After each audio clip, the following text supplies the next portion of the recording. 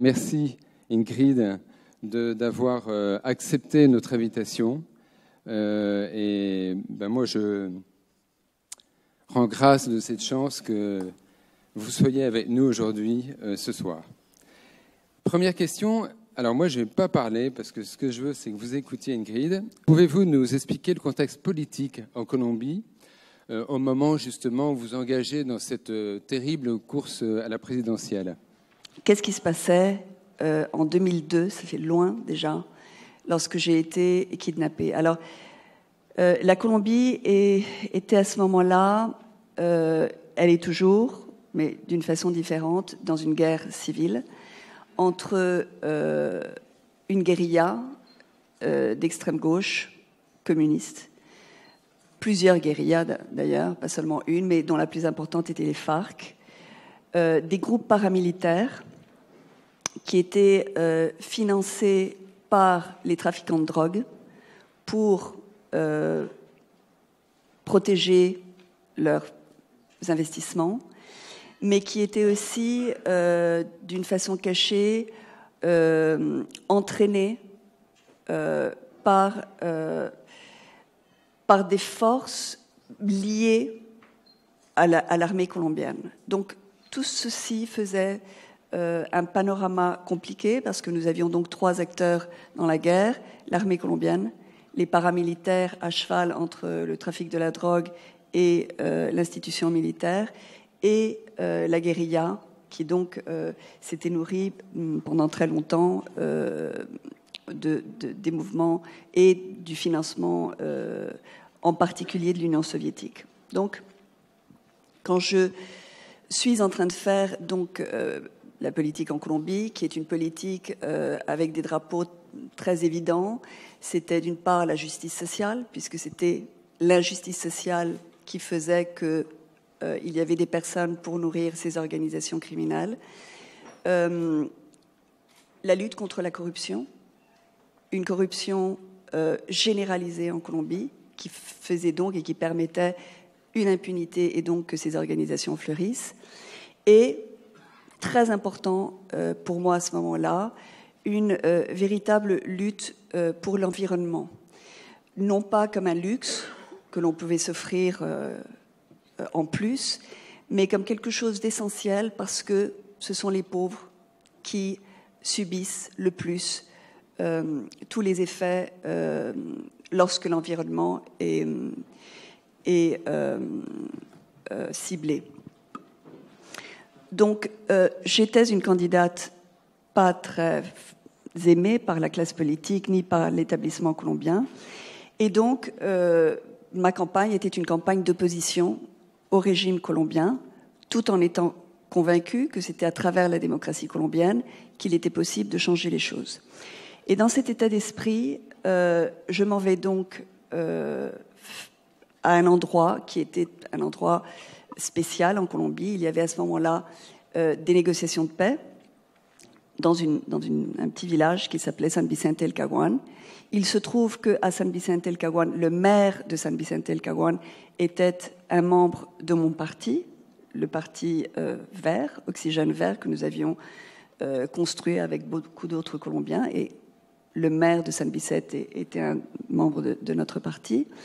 Et donc, je voulais, dans ma campagne, aller à San Vicente à un moment critique, parce que le jour où j'avais décidé de me rendre à San Vicente, les pourparlers de paix s'étaient interrompus, une grande crise, et le gouvernement colombien avait décidé de poursuivre la guérilla militairement et de la faire sortir de ce territoire que, d'une certaine façon, la guérilla avait, dans lequel la guérilla avait déployé ses forces pendant le processus de paix. C'est donc dans ce contexte que j'ai été kidnappée. Alors, effectivement, au regard de cette prise de risque, c'est-à-dire, en fait, quand vous regardez sur Internet des images de la campagne d'Ingrid Betancourt, donc c'était 2 voitures à chaque fois, avec des gardes du corps en permanence.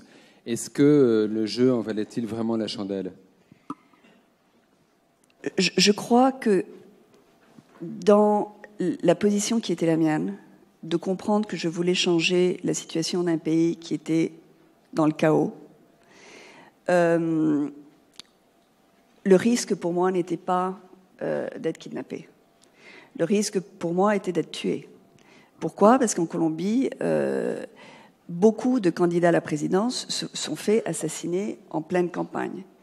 Donc, je dis ça tout simplement parce que, dans une réflexion que je faisais ce matin avec d'autres personnes qui m'avaient posé cette question, j'expliquais qu'en fait, une fois, en tant que personne, on assume que le risque total est de se faire tuer, et que donc on se dit, ben oui, mais il faut quand même le faire.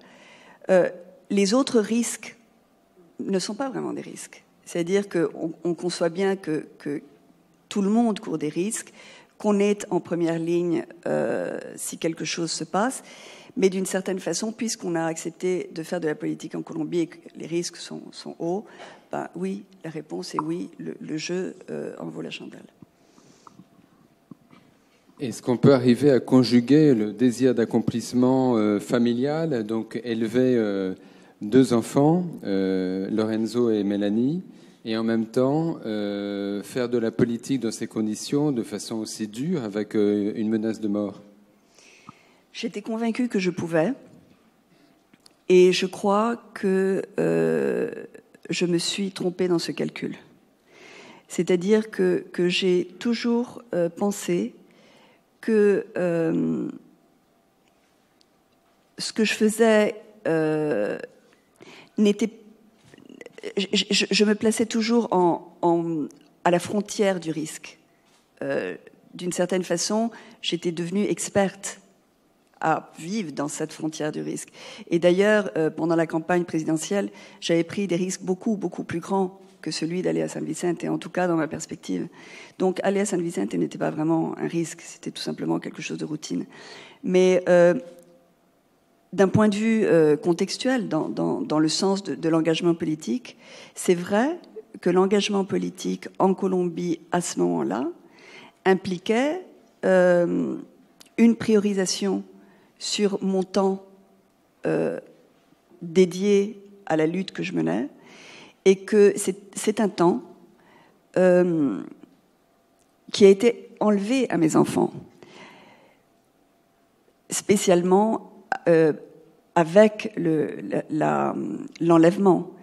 Je crois que j'arrivais à avoir bonne conscience dans mon travail quotidien, parce que c'est vrai que de la même façon que la politique demande un grand engagement de temps, vous avez une grande liberté d'organiser votre temps. Et je me faisais toujours un devoir d'être là pour le lever des enfants, pour les emmener à l'école, pour le petit déjeuner, et pour la rentrée, pour superviser les devoirs et les mettre au lit.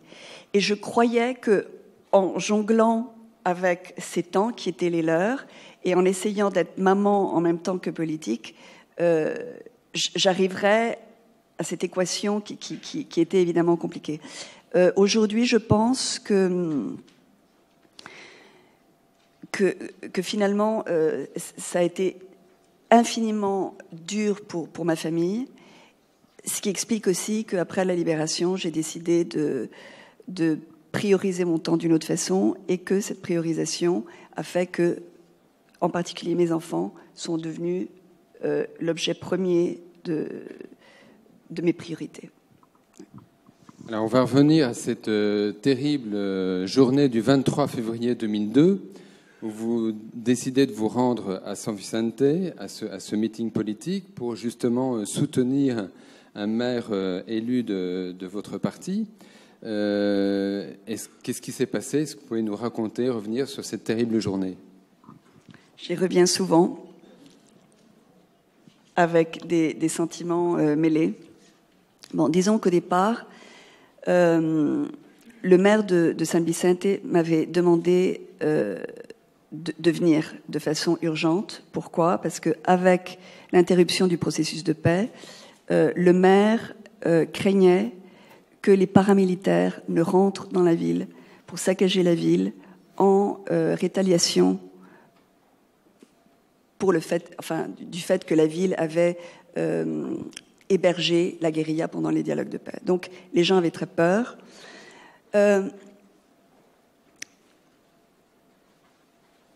Je crois que quand je suis arrivée à San Vicente, pas à San Vicente, je ne suis jamais arrivée à San Vicente, mais à Florencia, qui était l'aéroport dans lequel nous avons atterri, pour ensuite prendre la route pour aller à San Vicente,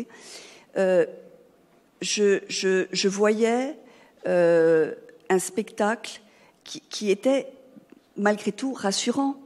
C'est-à-dire qu'à Florencia, ce qu'il y avait, c'était une énorme opération militaire avec des soldats partout, des hélicoptères qui sortaient toutes les 10 minutes, parce que c'était l'opération que le président avait annoncée pour déloger la guérilla. Donc, en principe, je me sentais très en sécurité puisque les forces de l'ordre étaient là. Là où ça s'est commencé à gâter, c'est alors qu'on avait tout prévu, qu'il y avait des escortes, qu'il y avait des voitures blindées, qu'il y avait tout ce qui fait qu'on peut être en sécurité. Lorsque j'atterris à Florencia, le chef militaire basé à Florencia vient me voir et me dit « Ah, madame, ça va être un petit peu compliqué de vous déplacer par la route. On vous propose de vous prendre en hélicoptère. » Alors, je dis « Bon, d'accord, ok. » Et puis, ça s'allonge, 1 heure, 1 heure et demie. Et je me dis « Il va falloir qu'on parte très vite, parce que si on ne part pas, je ne pourrai pas faire l'aller-retour. » Et je voulais faire l'aller-retour le même jour parce que mon père était malade, qu'il venait de sortir de l'hôpital après un infarctus. Et que donc j'avais beaucoup de choses qui faisaient que j'étais d'accord pour aller à San Vicente, pour faire ce saut, pour être là, pour être présente en solidarité pour les gens de San Vicente, mais je tenais absolument à revenir pour être près de mon père. Lorsque le militaire me dit qu'il m'emmène en hélicoptère, j'ai trouvé ça ni bien ni mal. Je me suis dit, bon, ben, pourquoi pas, peut-être que ça ira plus vite. Mais étant donné que ça ne s'est pas fait dans les délais, je reviens le voir et là, je me retrouve avec une situation complètement différente, dans laquelle le militaire me dit, écoutez, nous avons l'ordre de la présidence de la République de ne pas vous emmener à San Vicente en hélicoptère. Je dis, ah bon, mais pourquoi ? C'est un ordre, il n'y a pas d'explication. Ah d'accord, bon. Alors je prends la route, je prends le système d'escorte que nous avions organisé. Ah non madame, désolée, ça a été interdit, personne ne peut vous accompagner. Et lorsque on me le dit de cette façon, dans le contexte politique dans lequel je vivais, mon raisonnement a été de me dire, je suis un candidat en dehors des circuits du système, et ils vont tout faire pour m'empêcher d'arriver au but. Et un des mécanismes est évidemment de me retirer la sécurité, parce qu'ils savent qu'en Colombie, sans sécurité, on ne peut rien faire, et que s'ils m'enlèvent mes escortes, je ne pourrai plus faire de campagne dans le pays. Et c'est parce que j'ai senti que c'était un chantage, et que ce chantage impliquait une violation d'un droit essentiel pour les Colombiens de faire de la politique partout, qui est un droit constitutionnel, j'ai cru que mon devoir était de m'y rendre, tout en sachant que les militaires étaient partout et en me disant, de toute façon, il y a des hélicoptères dans l'air, il y a des troupes sur le sol, la guérilla a été délogée, il ne peut rien y avoir comme danger. Je me suis trompée, je suis arrivée dans un croisement. C'était une route que je connaissais par cœur, je l'avais fait 1000 fois. Et là, devant moi, il y avait une voiture de la Croix-Rouge qui était stoppée et il y avait un barrage militaire. Alors, en Colombie, une des consignes que nous connaissons tous est que pour faire la différence entre les militaires et les paramilitaires ou la guérilla, c'est-à-dire la subversion, la première chose qu'on regarde, c'est les bottes. Pourquoi les bottes ? Parce qu'ils ont tous les mêmes uniformes camouflés, c'est le même genre d'uniforme vendu partout, j'imagine, mais les bottes des militaires sont en cuir, avec des lacets, et les bottes de la guérilla sont en caoutchouc. Et là, c'était des bottes en caoutchouc. Et c'est à ce moment-là où je réalise que je suis devant un problème. Nous essayons de faire demi-tour. Nous n'arriverons pas à faire la manœuvre à temps. La guérilla arrive en courant et on est capturé. Oui, parce que sur votre voiture, et vous étiez dit que c'était une façon de mieux passer d'éventuels barrages, il y avait votre nom écrit en toutes lettres. Donc à un moment, vous êtes dit, donc le garde vous a attrapé et dit « Ah, attendez, le commandant veut vous parler », et vous êtes dit « C'est pas possible qu'on se cache ». Au cours de la campagne présidentielle, vous aviez eu plusieurs fois, enfin au moins une fois, mais plusieurs fois, je crois, l'occasion de rencontrer certains des chefs des FARC. Est-ce que vous vous attendiez à autant de cruauté, de volonté de faire du mal que ce qu'ils vous ont fait subir en captivité? J'ai eu plusieurs fois l'occasion, pendant ce processus de paix, en tant que sénatrice, de me rendre à des pourparlers avec les chefs de la guérilla, des FARC. Je crois que si je dis que je m'entendais bien avec eux, je n'exagère pas. C'est-à-dire que, étant donné que je m'entendais très mal avec mes compagnons du Sénat, les politiques colombiens, qui évidemment étaient des personnages avec un bagage historique difficile de corruption et aussi de crimes, parce que à ce moment-là, toute la mafia de la drogue était véritablement très présente dans la politique colombienne. Donc c'était des gens difficiles, c'était des gens dangereux. J'avais autour de moi des personnes qui, je savais, avaient payé pour que je sois assassinée. Et c'est pour ça que j'avais des gardes du corps. Enfin, c'était un milieu difficile.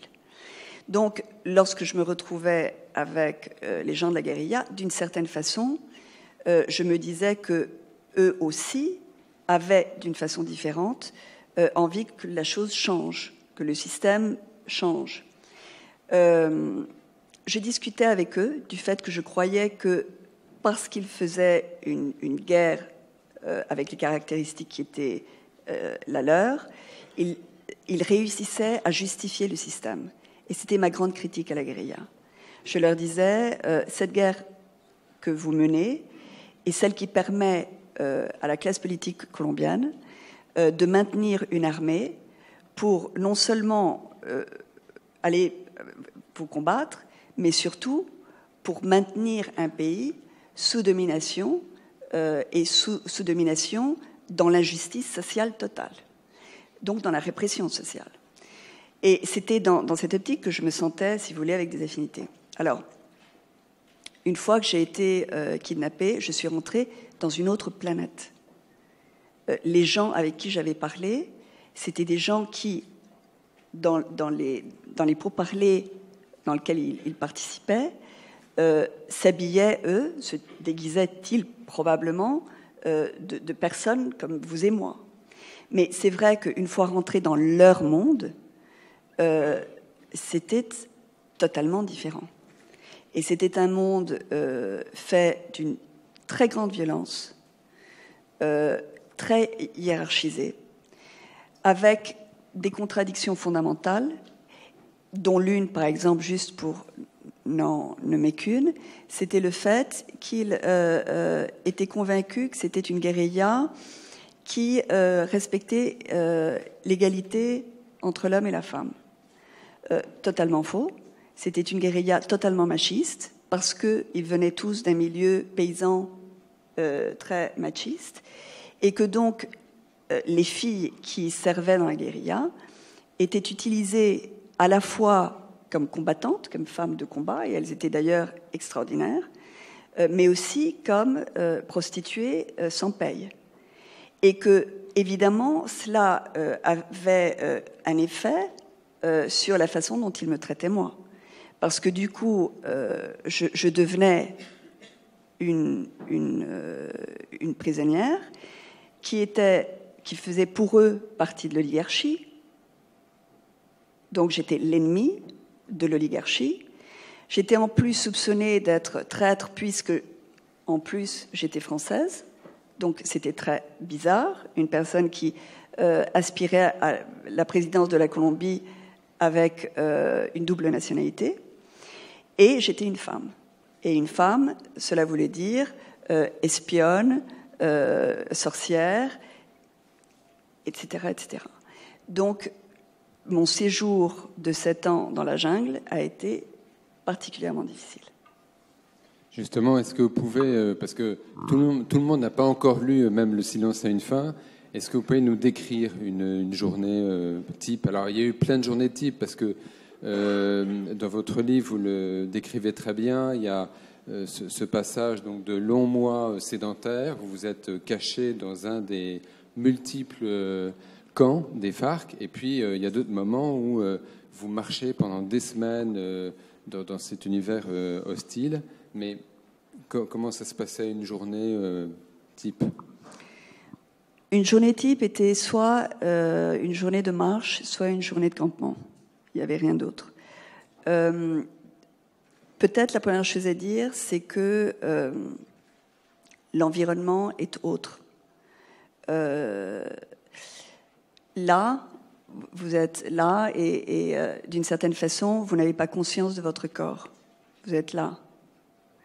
Vous n'avez pas faim, vous n'avez pas soif, vous n'avez pas froid, vous n'êtes pas mouillé, vous n'avez pas conscience de votre corps.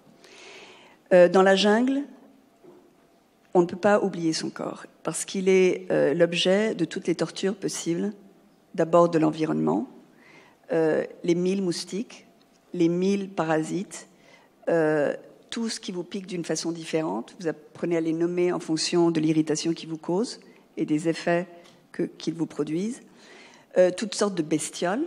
Alors, on apprend à les aimer, parce qu'on ne peut pas faire autrement, mais c'est du scorpion à la tarentule, en passant par toutes sortes de fourmis, grandes, petites, les grandes très venimeuses, les petites terribles, parce qu'elles sont microscopiques, on ne les voit pas, et elles vous envahissent, et c'est des démangeaisons terribles. L'environnement est donc très, très difficile. L'environnement animal, l'environnement végétal. C'est un environnement, il n'y a que du vert, on ne voit pas le ciel, on est vraiment dans une prison verte. Il n'y a jamais l'humidité est constante parce qu'on est enfermé dans cette verdure. Et puis c'est une végétation qui pique.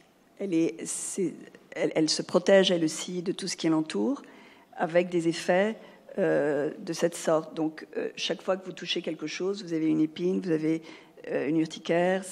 Donc, vous êtes constamment agressé par le milieu. Et ça, ce n'est rien. Ce n'est rien comparé à l'agression de l'être humain. Quand on lit même Le silence a une fin, on voit des points de comparaison, et c'est terrible de dire ça, avec des récits d'anciens déportés dans les camps de concentration nazis, et notamment le fait que la délation est la religion des FARC, donc qui est appliquée, que les FARC essayent de vous inculquer, mais qui est appliquée chez eux également. Vous êtes très souvent enchaînés par le coup, et certains d'ailleurs geôliers, parce que vous n'avez pas répondu à leurs avances, se font un malin plaisir de resserrer en fait les chaînes, et vous restez, vous et vos compagnons d'infortune, plusieurs mois enchaînés par le coup, enchaînés entre vous. On est vraiment dans l'enfer. Et pourtant, page 45, un premier passage sur le bonheur. Je me suis souvenu alors de ce passage de la Bible qui m'avait frappé lorsque j'étais en captivité.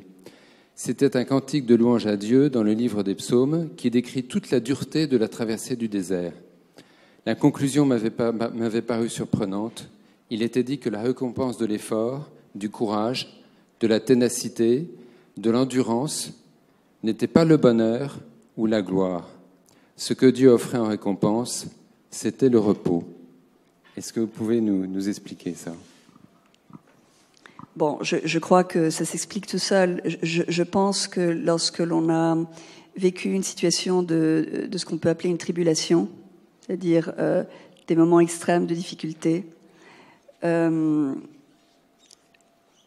la véritable récompense, c'est celle de se sentir finalement dans un état de repos. Le repos étant, je pense, un repos spirituel, c'est-à-dire une harmonie avec soi-même. Et peu à peu, je pense, et je l'ai cité dans le livre, parce que ce repos, c'est, je crois, ce que nous devons chercher dans la vie. Ce n'est pas un ascétisme à outrance, c'est tout simplement que nous sommes conscients de notre bonheur lorsque nous sommes satisfaits. Et la satisfaction est un repos. Dans le repos, il y a le fait d'avoir accompli ce qu'on voulait accomplir, de ne pas avoir de besoin immédiat, d'être en harmonie avec le moment, avec les gens autour, avec l'espace, donc le repos de l'oasis, là où on n'a pas besoin d'aller chercher l'eau et la nourriture parce qu'elle se trouve à portée de main. Et je crois que, en venant ici, je pensais à cela. Lorsque nous pensons à notre vie, ici, nous, ceux qui sommes aujourd'hui dans cette salle, nous sommes tous des êtres qui avons bénéficié dans notre vie de cette grâce, puisque j'aime beaucoup le mot que vous avez employé, de cette grâce du repos. Si nous comparons notre vie à celle de millions de personnes qui tous les jours doivent faire des kilomètres pour chercher de l'eau ou doivent se battre pour nourrir leurs enfants, etc., etc., nous nous rendons compte qu'il y a en nous la capacité du repos. Alors, pourquoi est-ce que nous sommes si incapables de nous retrouver dans le repos? Qu'est-ce qui fait en nous, qu'est-ce qui nous manque, qui fait que nous sommes dans l'angoisse, dans un désir inassouvi, dans une espèce d'inachevé? Et je pense que cette question-là, il faut absolument la répondre. Parce que il y a, dans le contexte dans lequel nous vivons et dans la civilisation qui est la nôtre, l'idée que le repos, donc la tranquillité, cette espèce d'assouvissement, nous le trouverons avec la conquête de biens matériels. Nous sommes convaincus que le jour où nous aurons un peu plus de ceci ou un peu plus de cela, nous serons arrivés à ce moment de repos. Et il se trouve que ce moment de repos n'est pas dans les choses que nous pensons nous donneront cette satisfaction, mais elle est dans la façon dont nous nous plaçons par rapport au présent dans lequel nous sommes. Et je crois qu'il y a une grande richesse spirituelle à s'exercer dans la gratitude du moment. Parce que c'est la gratitude du moment qui nous donne ce repos, qui est le repos de celui qui traverse le désert et qui est dans la gratitude de se dire « ça y est, j'ai trouvé l'oasis, je peux me reposer ». Et étant donné que nous sommes ces nantis de la terre qui avons ce repos de façon gratuite, il faut que nous ayons au moins la faculté de remercier pour ensuite, et c'est la deuxième étape de ce mouvement, pouvoir partager et pouvoir donner. Parce que je crois, et sans vouloir m'allonger trop sur cet aspect que peut-être nous toucherons plus loin, je crois que la véritable richesse, c'est la richesse du partage. Et bon, ça paraît très évangélique, mais je ne veux pas du tout entrer là-dedans. La seule chose que je voudrais, c'est vous faire partager un moment. Il n'y a pas très longtemps. Je marchais dans les rues de Paris, il y avait un Roumain assis par terre demandant l'aumône et les passants passaient sans le regarder.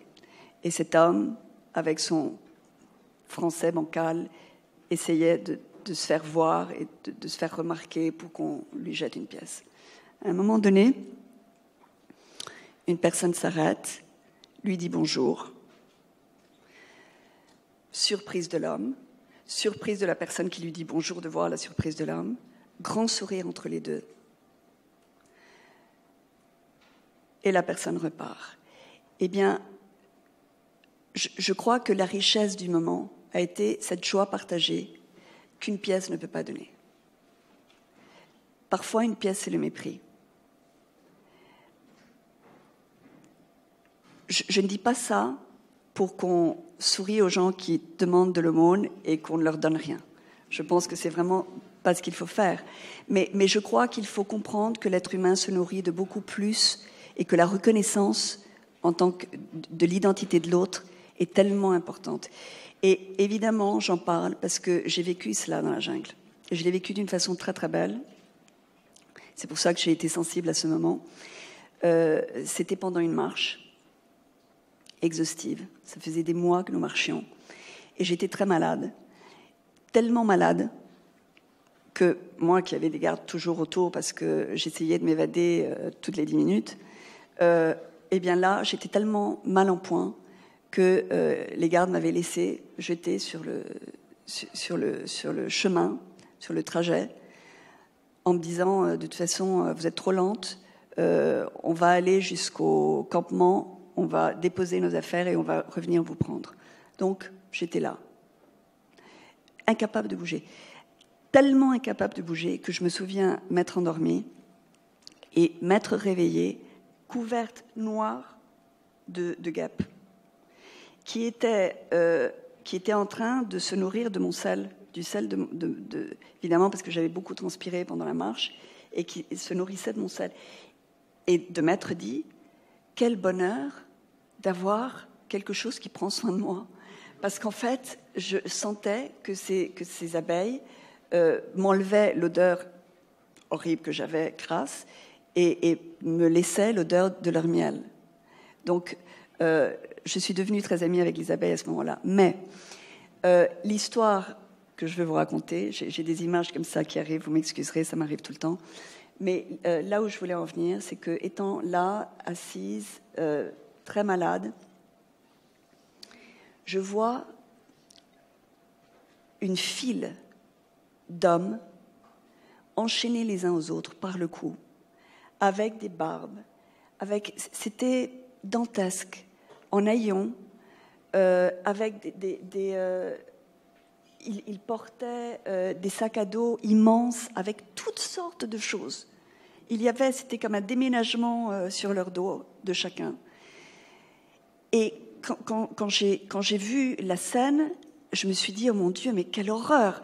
J'ai pensé, vous savez, à ces gravures de l'esclavage des Noirs, qui est toujours tellement choquante. Et j'ai vu cela et j'étais là dans cette espèce d'horreur devant la scène, lorsqu'ils se sont approchés un à un pour me tendre la main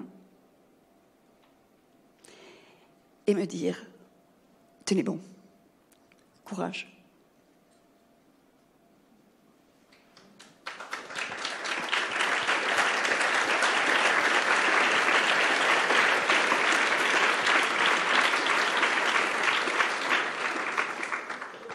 Alors justement, Ingrid, vous évoquez cette détresse spirituelle, morale, physique également. Quels ont été les facteurs qui vous ont le plus aidé à vous remettre d'aplomb, à même survivre? Est-ce que c'est l'amitié de Lucio, dont vous parlez dans le livre, donc votre ancien collègue sénateur, qu'à l'époque vous aviez à peine remarqué, dites-vous?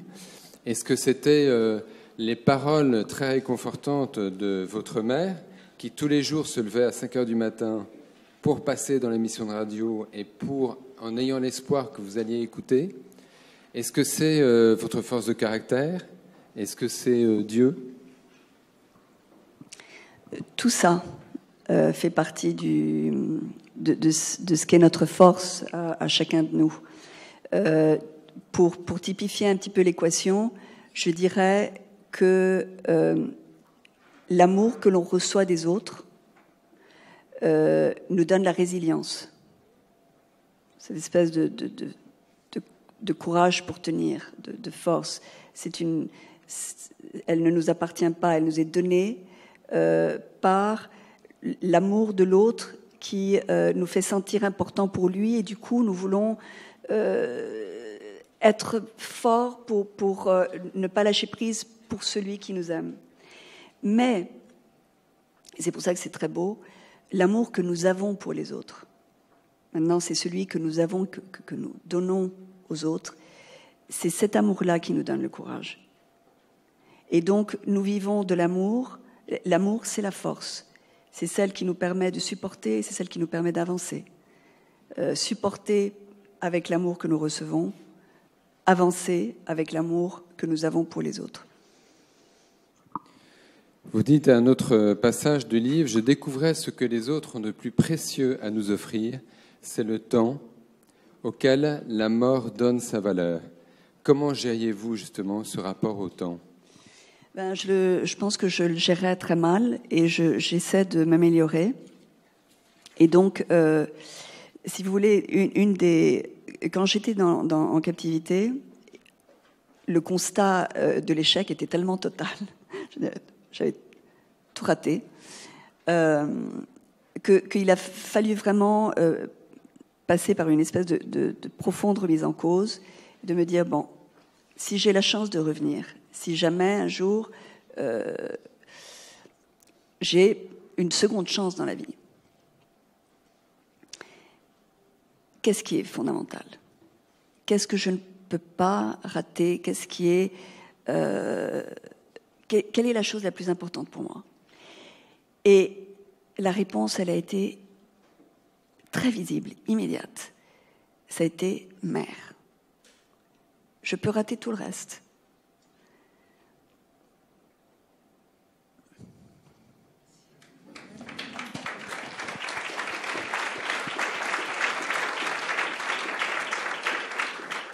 Alors, il y a également, on va arriver, vous allez voir, parce que vous devez vous dire, bon, mais comment il va rattacher ça au thème du bonheur ? Parce que là, bon, c'est pas gagné, a priori. Alors, il y a quand même des moments heureux, c'est assez incroyable, mais un jour, vous pensez à votre fille Mélanie, et vous vous dites, en fait, les FARC font tout pour nous déshumaniser. Oui, c'est là, on est vraiment dans le camp d'extermination quasiment, et vous dites, je vais faire quelque chose pour Mélanie. Et en fait, avec, je crois, avec des femmes, des FARC, vous commencez à tisser une ceinture pour son anniversaire. Et là, vous dites, je pleurais du bonheur d'avoir été là et d'avoir accumulé tant d'instants magiques dans lesquels je trouvais à présent de quoi étancher ma soif de bonheur. C'était certes un bonheur triste, car l'absence physique de mes enfants m'était terriblement douloureuse, mais c'était le seul auquel je pouvais prétendre.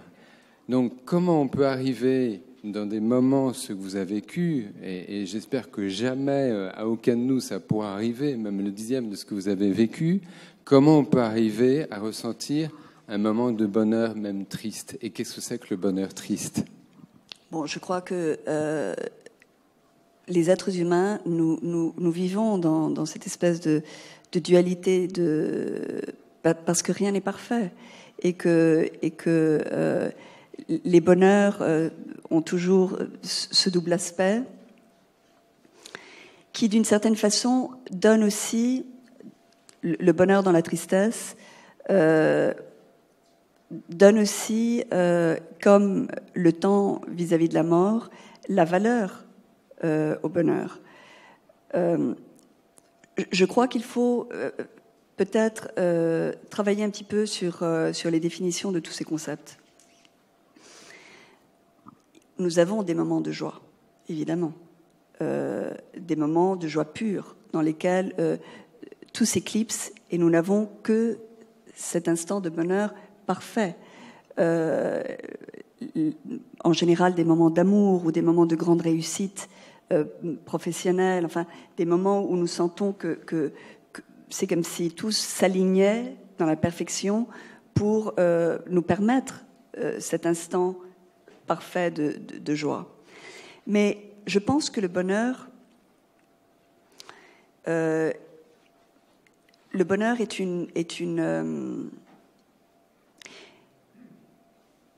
un résultat d'un travail spirituel.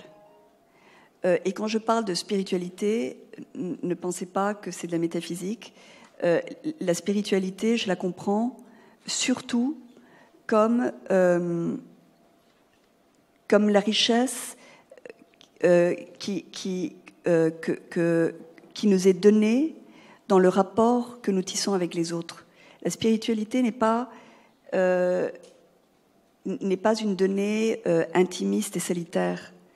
C'est ce qui nous permet, au contraire, de sortir de notre autisme égocentrique dans lequel nous nous plongeons facilement, pour entrer en relation, en harmonie avec les autres. Alors, c'est curieux parce que peut-être que je dirais, j'ai eu une conversation hier soir avec mon fils sur ce thème.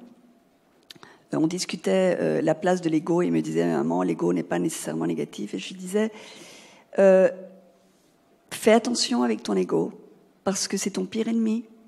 C'est lui qui te fera souffrir, ce ne sont pas les autres. Et je crois qu'il y a dans cela quelque chose à chercher, parce que de la même façon que l'ego est notre pire ennemi, dans le sens où c'est celui qui nous rend, si vous voulez,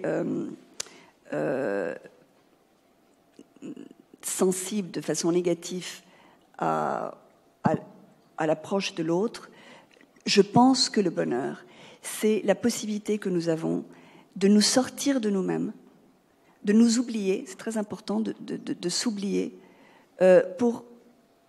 sans préméditation, sans calcul, sans agenda caché, être dans l'écoute de l'autre, dans le rapport avec l'autre. Et pensez à vos instants de bonheur. Faites une cartographie des instants de bonheur de votre vie et comptez combien ces instants de vrai bonheur sont des instants solitaires. Parce que je ne crois pas qu'il y en ait beaucoup. Je crois que les instants de bonheur vont toujours être des moments intenses de communication avec quelqu'un d'autre. Et c'est dans ce sens-là que je pense que le bonheur est dans le rapport que nous avons avec les autres. Vous parlez également du pouvoir des mots. Je partis encore plus loin dans mes souvenirs. Je le vis, donc vous parlez de votre père, près de moi, me murmurant à l'oreille, même le silence a une fin.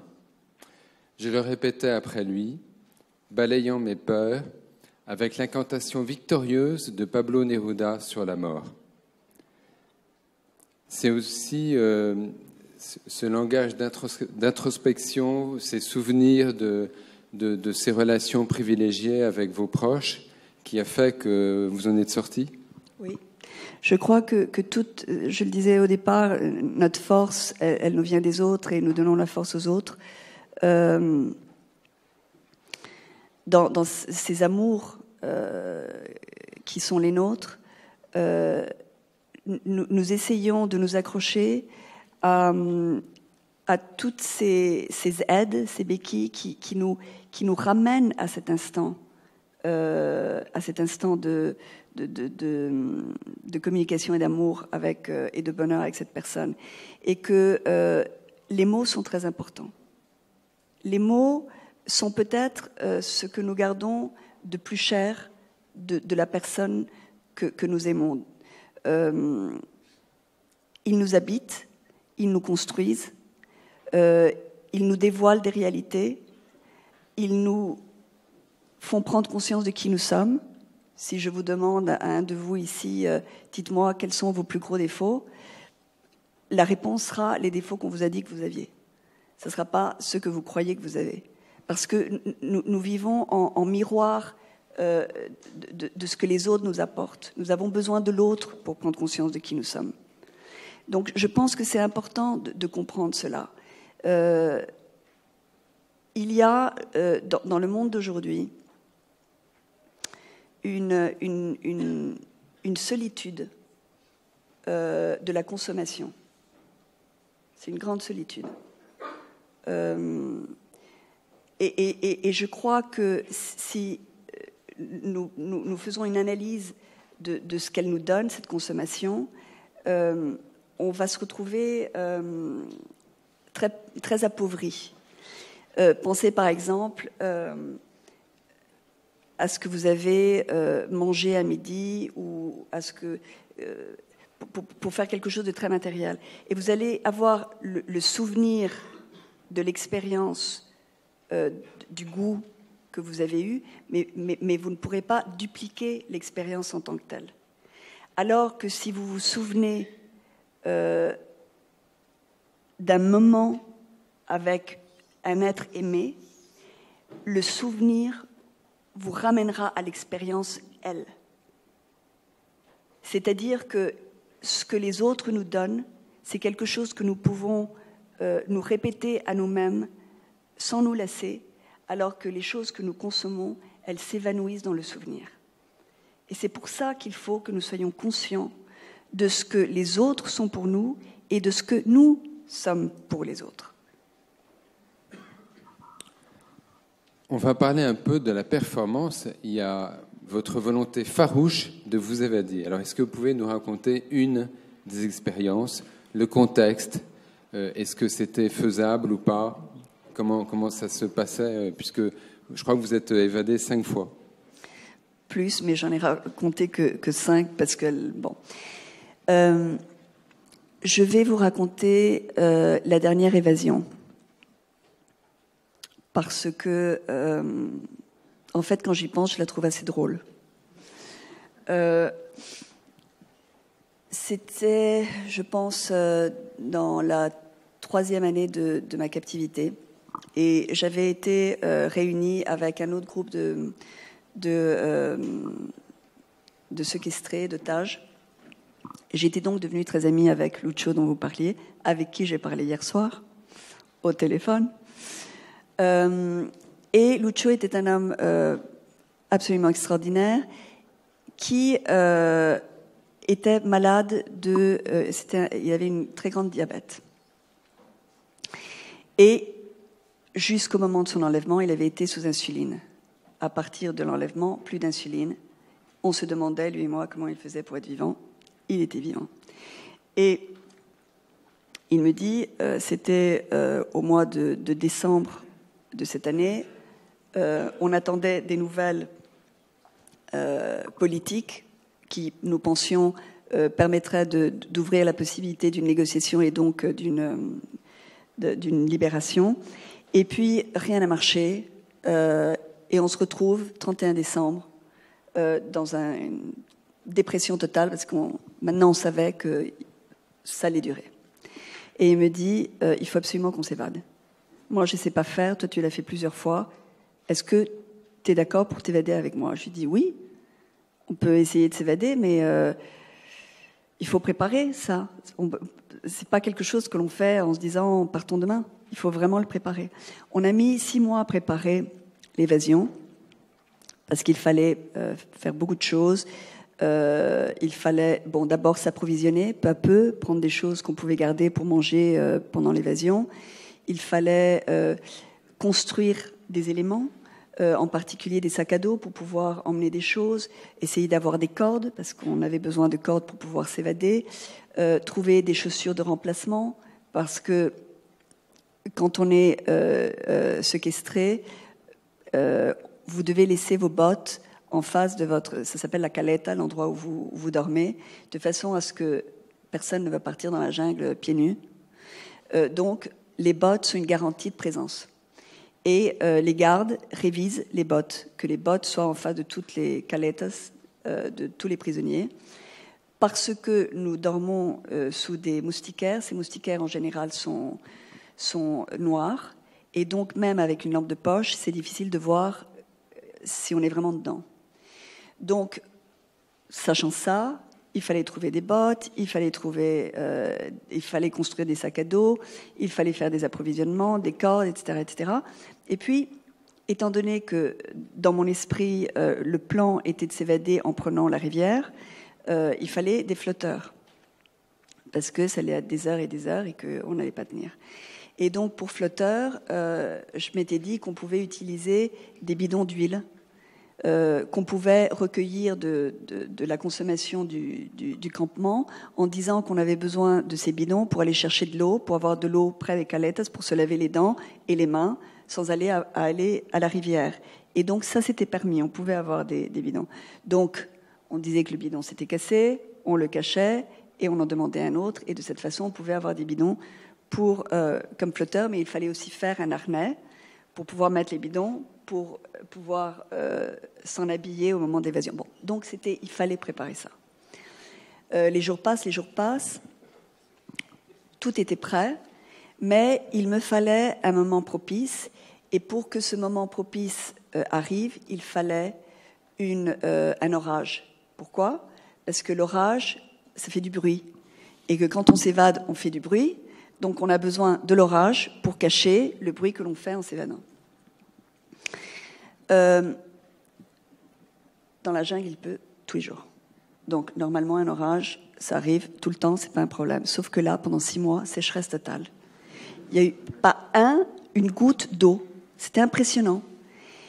Et on nous fait changer de campement, d'endroit, etc. Et on arrive dans un endroit et on commence à voir qu'ils sont en train de faire une tranchée tout autour de là où sont nos caletas, nos tentes et donc une tranchée de cette sorte, avec ce qu'ils ramènent comme instrument et choses, nous fait comprendre qu'ils vont nous enfermer. Ils vont reconstruire quelque chose qu'ils avaient construit des années auparavant, c'est-à-dire un camp de concentration dans la jungle. Et on en avait déjà eu un des années auparavant, et là on se dit, voilà, ils sont en train de refaire le même truc. Et Lucho me dit, si on veut partir, il faut partir ce soir. Parce que sinon, ils vont fermer, et une fois que ça sera fermé, fil barbelé, etc., ça sera plus possible. Et il se met à pleuvoir. Donc je me dis, c'est parfait, on est prêt. Sauf que un guérilleros vient s'asseoir en face de ma caleta toute la nuit. Toute la nuit, il va s'asseoir, comme s'il avait su, comme si on lui avait soufflé à l'oreille, ou peut-être ont-ils entendu une conversation entre Lucho et moi, enfin, je ne sais pas, peut-être qu'on était excités, peut-être que ça s'est vu. En tout cas, l'homme s'est assis en face de ma caleta toute la nuit. Et je n'ai pas fermé l'œil de la nuit dans l'angoisse. Jusqu'au moment où j'ai vu que l'homme, croyant que, disons à 2h ou 3h du matin, je m'étais endormie, et probablement je m'étais endormie, l'homme part. Un autre vient, révise le truc, où nous sommes tous, et ils repartent. Et c'est là où je me dis, bon, évidemment, il reste des gardes autour, mais c'est là où je me dis, c'est le moment ou jamais. En ce moment, si jamais il faut s'évader, il faut le faire maintenant. Donc, je vais chercher Lucho, je sors de ma caleta, faisant le moins de bruit possible, et j'arrive à la caleta de Lucho pour le prévenir, pour qu'il se réveille. Et voilà Lucho qui me dit, ah mais tu es folle, mais tu n'y penses pas, on va pas partir, mais pas maintenant. Je dis, mais ça fait 6 mois qu'on prépare, c'est maintenant ou jamais. Ah, tu veux vraiment qu'on fasse tuer? Bon ben voilà, on va le faire. Et il se lève, dans cette espèce d'angoisse, d'abord de ne pas perdre la face devant moi, parce qu'il m'avait tellement dit qu'il voulait s'échapper, et maintenant il avait évidemment les jetons. Et donc il fait un geste, et il avait près de sa caleta un espèce de bâton, de fourche, dans lequel il avait posé toutes les choses qu'il utilisait pour manger, donc la casserole, et quand il bouge, il envoie ça partout, et ça fait un terrible bruit. Et on reste tous les deux comme ça, et on entend les gardiens, ah oui, ben ça doit être une souris. Et je vois Lucho qui part en courant en face de lui, sans penser que le garde qui est là peut le voir, l'autre qui est là-bas peut le voir. Il va tout droit, il fonce tout droit. Je crois vraiment dans une espèce de truc kamikaze, de se dire, de toute façon, il faut qu'il me prenne tout de suite, et il s'en va en courant. Et ben moi, je fais pareil. Je vais derrière lui, et on arrive à un endroit où là, il y a... Parce que, bon, toute la végétation avait été enlevée autour du campement pour avoir une visibilité, jusqu'à l'endroit où la végétation est à nouveau très dense. Et quand on arrive à l'endroit où là on est caché, on voit la relève des gardes qui passent en face de nous et ils ne nous voient pas. Alors, avant le départ, il faut que je vous dise que j'avais eu la brillante idée, brillantissime, d'aller piquer les bottes des compagnons de captivité militaires qui étaient à côté de nous, mais comme je ne pouvais pas prendre les deux parce que du coup, donc j'en prenais une de chacun et je les faisais tomber. Donc les gardes, quand ils sont passés pour voir, ils ont vu une botte ci, une botte non, ils n'ont pas fait gaffe, les nôtres étaient impeccables devant et on est parti. On est resté 6 jours. Ça a été 6 jours d'évasion. On est rentré dans la rivière. Le souvenir que j'ai de cette rivière est absolument extraordinaire parce que ce soir-là, 2 heures du matin, il y avait pleine lune. Et c'était une immense rivière amazonienne. Et c'était comme en plein jour. C'était d'une beauté extraordinaire. Et comme il l'avait plu tellement pendant les dernières heures, le courant était très très fort et très rapide. Et je me souviens qu'on s'est attaché avec une corde, Lucho et moi, et je l'ai pris par la main, je lui ai dit « Allez, viens ». On a perdu le fond, et le courant nous a emportés. Et j'ai le souvenir de cette espèce d'être prise dans cette autoroute d'eau, en regardant en arrière, en me disant « Ça y est, on les quitte. On est parti, c'est la liberté ». On a été capturés 6 jours après parce que Lucho a eu une crise diabétique et il a fallu qu'on se rende. Et puis donc il y a après. Et donc après, est-ce que finalement votre volonté de concilier votre amour maternel et puis carrière politique sont restées intactes? Évidemment non. Il y a eu des changements de fait. Mais je pense que ce qu'il faut dire, c'est que les objectifs de la vie restent les mêmes. C'est-à-dire, je pense toujours que mon plus grand but est celui de changer le monde. Je crois que nous avons besoin de changer le monde et je crois que c'est un monde qui ne nous suffit pas parce qu'il nous a encaissés dans une individualité qui ne nous correspond pas. Je crois qu'il faut le changer. Il faut que nous transformions le monde pour que tout le monde ait sa place et pas que certains. Donc ce but est toujours là, mais les moyens pour arriver au but sont différents. Parce que je crois, et c'est une des réflexions de la jungle, c'est que je pense que le monde... nous avons l'impression que nous vivons dans l'histoire du monde sans y participer. Et que ce sont les leaders politiques qui prennent les décisions et qui mènent le bateau. Et en fait, je crois que ce n'est pas vrai. Je crois que c'est parce que nous, individuellement, nous changeons nos priorités que nous arrivons à ce que eux, leaders politiques, changent les leurs et donnent une direction différente au cours de l'histoire. C'est-à-dire que nous sommes tous le produit du moment dans lequel nous vivons, d'une certaine façon. Mais que de la même façon que nous sommes produits du moment que nous vivons, nous sommes aussi catalyseurs et nous sommes aussi acteurs de ce moment et nous pouvons changer ces moments. Et je crois que la tâche que nous avons aujourd'hui, c'est celle de réussir à nous transformer individuellement d'une façon à ce que, par les valeurs qui vont devenir les nôtres et qui vont marquer notre agir, nous pourrons aussi marquer le cours de l'histoire. C'est-à-dire que nous sommes des vecteurs, chacun de nous, de cette histoire. Nous sommes porteurs des décisions qui se prennent de façon globale. Pour vous donner un exemple, on est tous ici de la génération de ceux qui sont arrivés dans un monde où il n'y avait pas d'écologie. Et aujourd'hui, l'écologie est une priorité. Tout le monde en parle. Nous avons changé nos gestes de consommation grâce à notre préoccupation pour l'écologie. Nous trions, nous recyclons. Bon, ce sont des choses que nos grands-parents n'ont pas pensé faire. Ce n'était pas dans l'agenda, ça n'existait pas.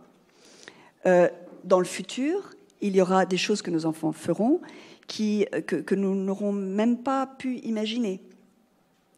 Mais nous sommes tous partie prenante de ces transformations. Et je crois qu'il est important de prendre la mesure de ce pouvoir individuel que nous avons. C'est un pouvoir individuel qui est collectif parce qu'il est individuel.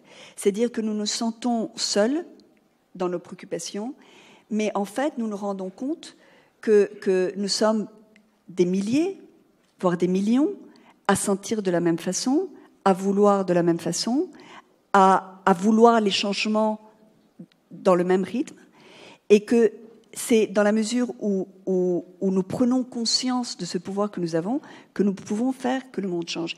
Et c'est ce que je veux faire aujourd'hui. Si je suis en train de vous parler aujourd'hui ici, c'est parce que c'est ma nouvelle façon de faire de la politique et que je pense que c'est une politique qui vaut autant que celle d'être candidat à la présidentielle en Colombie. Et je crois qu'elle porte ses fruits. Et je crois que, j'espère qu'à la sortie de ce dialogue que nous avons aujourd'hui, d'une certaine façon, parce que nous aurons des conversations, parce que nous parlerons avec d'autres, parce que nous gérerons d'une façon peut-être différente nos priorités, nos rapports avec les autres, que peut-être nous aurons une autre réaction lorsque nous verrons quelqu'un dans la rue à nous demander une pièce. Enfin, ces petites choses qui vont nous faire prendre conscience de cette importance qui est la nôtre et que grâce à chacun de nous, nous pouvons changer ce monde. Et j'y crois véritablement. Je crois sincèrement que c'est possible. Et je pense que ce n'est pas antagoniste. Et disons que ce sont des oppositions complémentaires avec le fait d'être dans la politique. Auparavant, j'ai réalisé que s'il y avait quelque chose que je ne voulais pas, à laquelle je ne voulais pas claudiquer, c'était le fait d'être une mère. Et en revenant, j'avais socialement la place de la maman, mais je n'avais que ça, parce que mes enfants, je ne les connaissais pas. C'était des adultes. Je n'avais aucun souvenir commun depuis le moment où ils étaient devenus adultes. Ils avaient pris des décisions qui m'étaient étrangères. Et je me suis dit, voilà, la première chose dans tout ce désastre, il faut commencer à arranger les choses. La première chose, c'est la relation avec mes enfants. Alors, la relation avec ma fille, Mélanie, c'est faite, enfin, entre femmes, nous nous comprendrons, ça a été fait de petites choses qui nous ont un petit peu amadouées, toutes les deux. Quand je suis revenue de la jungle, je n'avais rien à porter, j'avais pas de vêtements. Et je me retrouve dans un avion vers la France sans habits. Et évidemment, il faut que j'aille à l'Élysée, etc., etc. Donc, premier réflexe, Mélanie, est-ce que je peux piquer tes affaires ? Et elle me dit, oui, maman, évidemment, qu'est-ce que tu veux prendre ? Enfin, et de fil en aiguille, on s'est rendu compte qu'on s'habillait de façon proche, qu'on aimait plutôt les mêmes choses. Et on a commencé, chaque fois que j'allais acheter quelque chose, je me disais, est-ce que ça plaira à Mélanie ? Parce que, en fait, j'achetais pour les deux. Donc, ça a créé une complicité. Et de là, les choses sont venues facilement. Nous pouvions, dans le quotidien, nous retrouver dans cette espèce de chose de femme, de gynécée, et donc ça a été plus facile. Avec Lorenzo, ça a été beaucoup plus difficile. Pourquoi ? Parce que quand je suis revenue, il avait 19 ans, qu'il n'avait pas eu la possibilité de couper, enfin de vivre son adolescence par rapport à sa mère, et que donc il l'a vécu au moment où je suis descendue de l'avion. Et sa façon bon, il y a quelque chose qui m'a beaucoup marqué. Ça a été un des moments comme ça qui résonnent toujours dans cette relation. J'arrive et 2 jours après, on me donne un BlackBerry. Alors, imaginez, de la jungle à BlackBerry, je ne sais vraiment pas du tout comment ça marche. Par contre, je sais que c'est un téléphone. Donc, je me dis, je vais appeler mes enfants. Et premier téléphone que je fais, c'est Lorenzo. Et je dis, Lorenzo, mon chéri, écoute, voilà, ça c'est mon numéro de téléphone pour que tu le gardes. C'est génial, je vais pouvoir t'appeler tous les jours. Et j'entends cette espèce de silence au bout du fil qui me dit, maman, non, tu ne vas pas m'appeler tous les jours. J'ai ma vie, j'ai mes copains, on s'appelle de temps en temps, mais pas tous les jours. J'ai fondu, je crois que j'ai pleuré pendant 1 semaine en me disant, mais c'est horrible, comment peut-il me dire ça? Je viens de sortir de la jungle et voilà mon fils qui me dit, ma chère maman, tu m'appelles pas quand tu veux. Et puis, à la fin de ces 6 jours de larmes, je me suis dit, mais c'est génial qu'il ait réagi comme ça. Ça veut dire qu'il n'est pas traumatisé.